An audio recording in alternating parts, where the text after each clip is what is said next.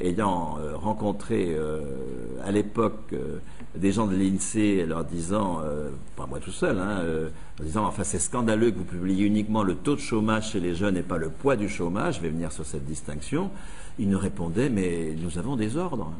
C'est une mauvaise nouvelle. De même qu'aujourd'hui, l'INSEE ne publiera jamais le taux d'emploi des 20-60 ans. L'INSEE publie le taux d'emploi des 15-64 ans, ce qui est un truc qui n'a aucun sens. Plutôt qu'il y a un sens politique très clair, il faudrait être au boulot à 15 ans et n'en partir qu'à 64 ans.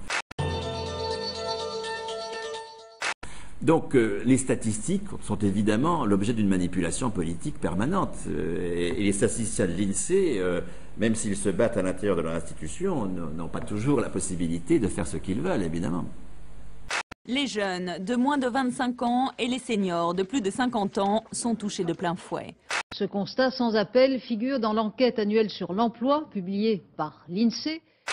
Comment est-ce que cette catégorie jeune a été inventée? Au nom d'un mensonge démographique. Le mensonge démographique, c'est un jeune sur 4 est au chômage, vous l'avez tous entendu. Un jeune sur 4 est au chômage. 25% des jeunes de moins de 25 ans sont au chômage. C'est ce qu'a dit François Hollande tout au long de sa campagne. Près d'un jeune sur 4 est aujourd'hui au chômage en France. Et pourtant, c'est au nom de ce mensonge démographique, d'une spécificité d'une génération, avec une inflation du vocabulaire générationnel. Après la fameuse fracture sociale, une fracture générationnelle. Un contrat de génération, ça vous semble une bonne chose pour les entreprises? Oui, je vais même vous dire qu'en 2005, dans une conférence de presse, sans donner l'expression contrat de génération, je disais que nous devrions inventer un nouveau mécanisme qui permette de mieux mettre en relation le senior et le junior. Le contrat de génération sera lui aussi un levier très puissant pour favoriser l'emploi des jeunes. Dès fin janvier, ce sont les contrats de génération qui entreront en vigueur. Une spécificité d'une génération qui, par un miracle quelconque, aurait des conditions de chômage spécifiques, qui fait que l'on a détruit le salaire. L'argument a été, il y a un jeune sur 4 est au chômage et face à un tel malheur, mieux vaut des petits boulots que rien du tout. Et on est entré dans une phase de solidarité avec les pauvres jeunes. C'est la solidarité entre les générations. C'est bon la solidarité. Nous devons aussi être solidaires avec tous ceux qui ne peuvent pas rentrer tout de suite sur le marché du travail. Le taux de chômage des jeunes est en moyenne de 25%, c'est-à-dire qu'un jeune actif sur 4 est au chômage. Parce qu'un taux de chômage, c'est au numérateur les chômeurs et au dénominateur les actifs.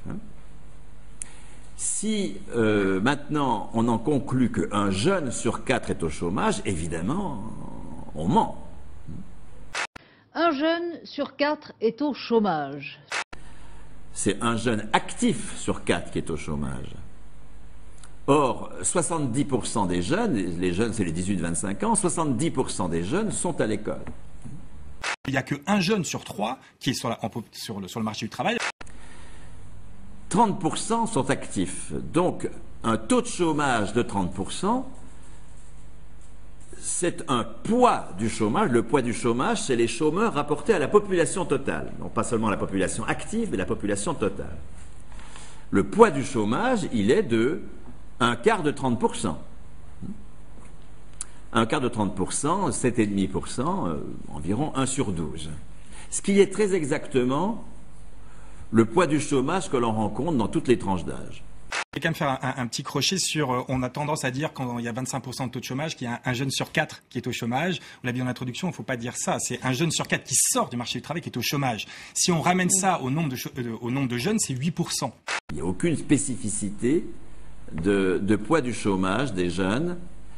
Et si on va plus loin en disant oui, mais un taux de chômage de 25%, c'est quand même énorme. Oui, bien sûr que c'est énorme. Sauf que pour toutes les tranches d'âge, les emplois les moins qualifiés, qui sont précisément ceux des jeunes en emploi, puisque sont en emploi chez les jeunes ceux qui sont en échec scolaire, donc qui ont un emploi peu qualifié ou peu payé en tout cas, parce que c'est pas la même chose, la statistique dit que les emplois les moins payés connaissent un taux de chômage de 25%, quelle que soit la tranche d'âge. Donc il n'y a aucune spécificité du chômage des jeunes. Aucune. N'empêche qu'on a cru ce bobard. Hein. C'est passé de mode maintenant, parce que il y a eu le CPE depuis.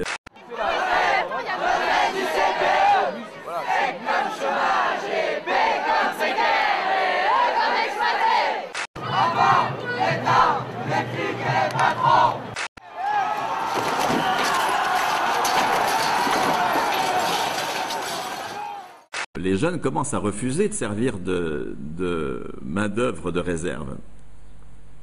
D'où l'urgence d'en créer une nouvelle, les vieux. Dans cette période de crise, la question de l'emploi des seniors revêt une dimension particulière. On a fait des plans pour sauver l'emploi des jeunes. De même qu'aujourd'hui nous faisons des plans pour sauver l'emploi des seniors. Des plans d'action en faveur des seniors pour maintenir leur employabilité. Qui vont aboutir à la chute de leur salaire. Le sauvetage de l'emploi se fait toujours au prix du salaire. Toujours. La classe dirigeante sent le roussi. Donc c'est pour cela qu'elle est en recherche d'une autre, de préparer une autre réserve de main-d'œuvre. Et ça va être les vieux, si nous laissons faire. Le tableau continue de se noircir pour les seniors. Sur l'emploi des seniors, il y a encore beaucoup à faire. Encore une fois, les réserves de main-d'œuvre n'existent que sur la base d'un consensus. Une femme, c'est une femme. Bon, on ne va pas en plus lui donner du boulot.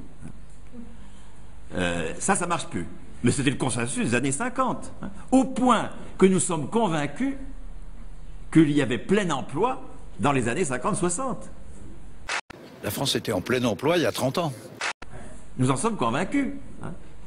Et que nous nous racontons une petite histoire totalement fausse, qui est, il y a eu le plein emploi, et puis après les 30 glorieuses, c'est les 30 piteuses, nous sommes dans une situation qui va de mal en pis, et demain sera pire qu'aujourd'hui. Nous le voyons tous et nous le voyons tous les jours, les jeunes sont durement frappés par la misère, par le chômage. L'avenir devrait pourtant leur appartenir. En 2009, avoir moins de 30 ans paraît donc encore plus dur qu'en 1981.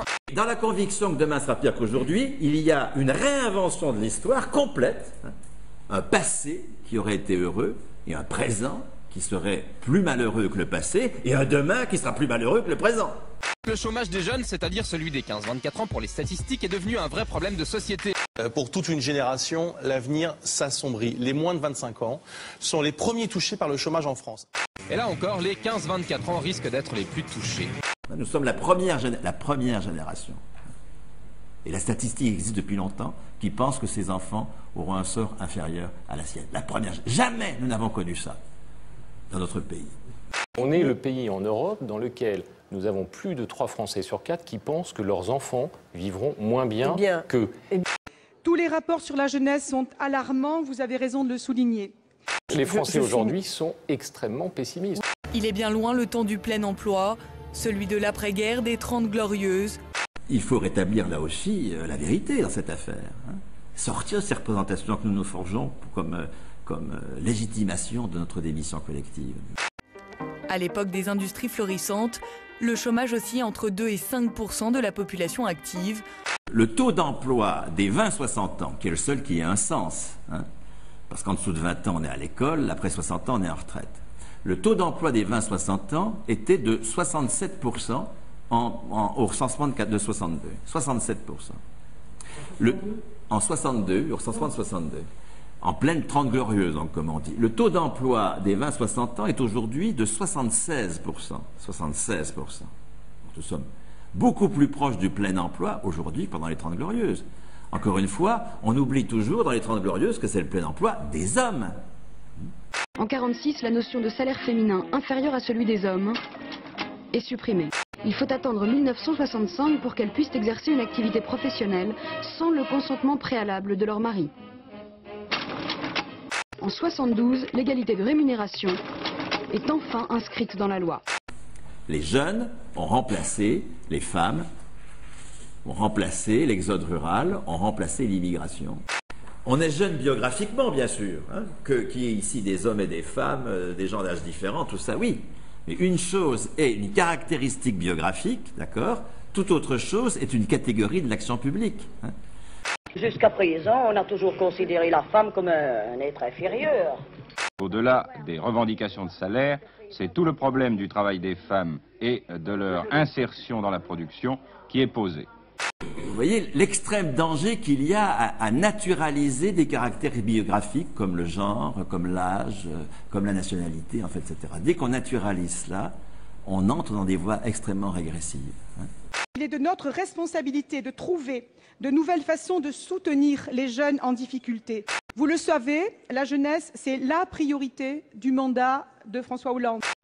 Et toute l'ambition de la classe dirigeante qui a qu'une trouille, c'est que le salariat se constitue, c'est de nous diviser en fonction de, en particulier, de caractéristiques démographiques, parce que ça marche. Nous avons une vulnérabilité que personnellement je n'arrive pas à comprendre, hein, mais il faudrait faire des travaux là-dessus, au mensonge démographique. Actuellement, les envies de révolte semblent de moins en moins liées aux problèmes de classe sociale et de plus en plus aux problèmes de classe démographique. Les mensonges démographiques, ça marche. Le mensonge démographique invraisemblable de constituer une catégorie jeune au point, enfin, imaginez quand même que ça a été jusqu'à créer des emplois jeunes. Qu'est-ce que nous aurions dit d'emploi homosexuel? Qu'est-ce que nous aurions dit d'emploi femme? Les statistiques sont évidemment l'objet d'une manipulation politique permanente.